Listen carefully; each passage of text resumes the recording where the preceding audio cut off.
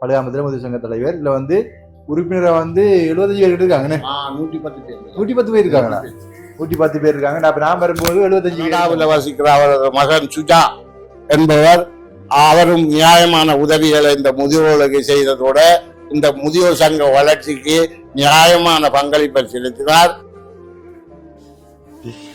நீங்க பழுகாமம் தானே? பழுகாமம் தானே?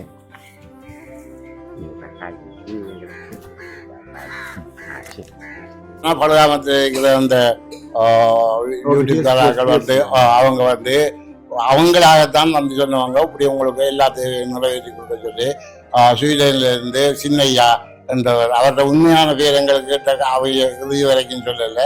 இந்த மின்சாரத்தை எங்களுக்கு பெற்று தந்தார். அதுக்கு பிறகு ஆட்களுக்கு எந்த தொடர்பும் கிடையாது. இப்போ மாதம் கிட்டத்தட்ட 6 மாதத்தை கிட்டையாப்போ போகுது. 6 மாதத்தை கூடியா போயிட்டு அதுக்கு பிறகு நாங்கள் டெலிஃபோன் அடித்தாலோ எந்த செஞ்சாலோ எந்த தொடர்பும் இல்லை. உண்மையிலே தலைவர் காய்ச்சல் அத்தனையும் உண்மை. கஷ்டப்பட்டு தான் நான் கட்டுனது. அதுலேயும் பெரும்பாடுபட்ட இவர் தலைவர். மற்ற அங்கெங்கெல்லாம் போய் ஓடி ஆடிக்கு எல்லாரும் அப்படி ஓடியாது. முதியோர் சங்கத்துக்கு முக்கியமாக மலசெலவு இடம், தண்ணி வசதி, மேலுக்கு ஃபேன் ஒன்று போட்டுனா மக்கள் இருக்கக்கூடிய வேர்வை இல்லாமல் கொஞ்சம் இருப்பாங்க. அந்த உதவியெல்லாம் செய்து தந்தாங்க.